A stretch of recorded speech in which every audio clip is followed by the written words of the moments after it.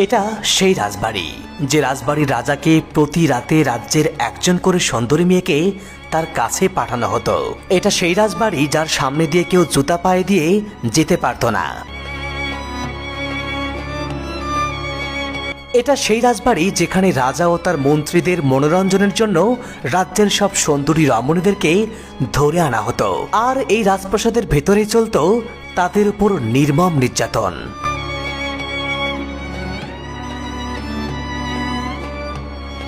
এই রাজ্যে কারো সুন্দরী স্ত্রী বা মেয়ে থাকলে সেই হতো রাজার লালসার শিকার। সেই সব নির্মম ইতিহাসের স্মৃতিচিহ্নগুলো তুলে ধরব আজকের এই ভিডিওতে। ক্ষয়ে যাওয়া সিঁড়ি বেয়ে 2 তলায় এসে যেন বেহাল দশা, দরজা জানালা এমনকি ভবনটির ইট পর্যন্ত খুলে নিয়ে গেছে দুর্বৃত্তরা। বন্ধুরা, এই রাজবাড়িটির বিধ্বস্ত অবস্থা থেকে নিশ্চয় এর জৌলসময় ইতিহাস জানতে ইচ্ছা করছে।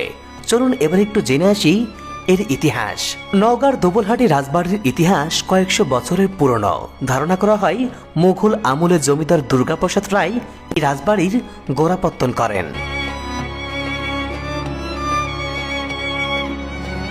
রাজবাড়িটির স্থাপত্যশৈলীতে মুঘল, ইউরোপীয় আর বাংলার নিজস্ব ধাঁচের সমন্বয় দেখা যায়। একসময় এখানে বিশাল প্রসাদ, অতিথিশালা, নাট মন্দির আর বিভিন্ন প্রশাসনিক ভবন ছিল।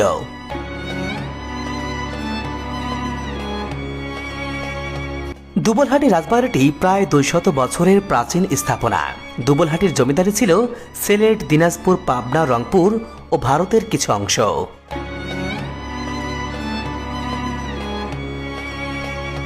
1892 খ্রিস্টাব্দে জমিদারি প্রথা বিলুপ্ত হওয়ার পরে তৎকালীন রাজা হরনাথ রায় চৌধুরী সপরিবারে ভারতে চলে যায়। রাজবংশের স্মৃতিস্বরূপ 5 একর এলাকা জুড়ে বিশাল এই রাজবাড়িটি বর্তমানে প্রত্নতত্ত্ব অধিদপ্তরের অধীনে রয়েছে।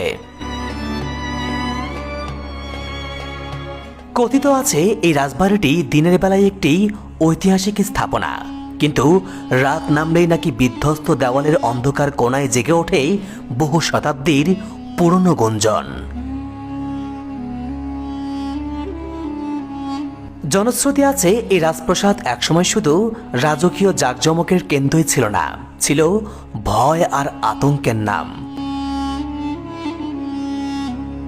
লোকমুখে শোনা যায় জমিদার আর রাজারা ছিলেন অগাধ ক্ষমতার অধিকারী। সেই ক্ষমতার নেশায় তারা রাজ্যের সুন্দরী যুবতীদেরকে ধরে নিয়ে আসতেন। আর এই যে ঘরগুলো দেখতে পাচ্ছেন, এগুলোর ভেতরে চলত তাদের ভোগবিলাস আর অমানবিক অত্যাচার।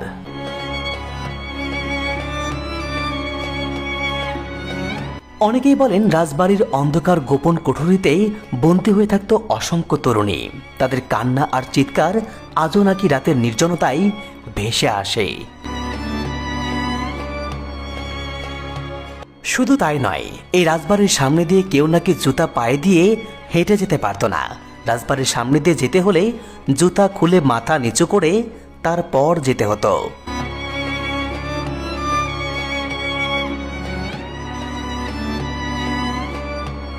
স্থানীয়রা বলেন এই রাজবাড়িটি শুধু জমিদারি শাসনের নয়, এটি ভয়াবহ পাপেরও সাক্ষী।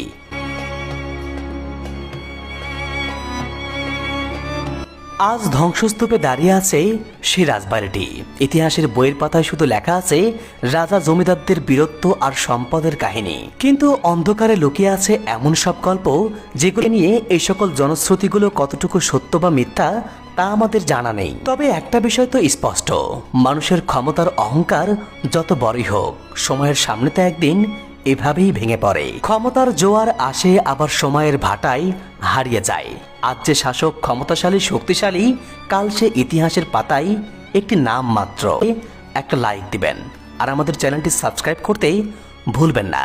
দেখা হচ্ছে নতুন কোনো ইতিহাসের পর্দায়। সে পর্যন্ত ভালো থাকুন, সুস্থ থাকুন। আল্লাহ হাফেজ।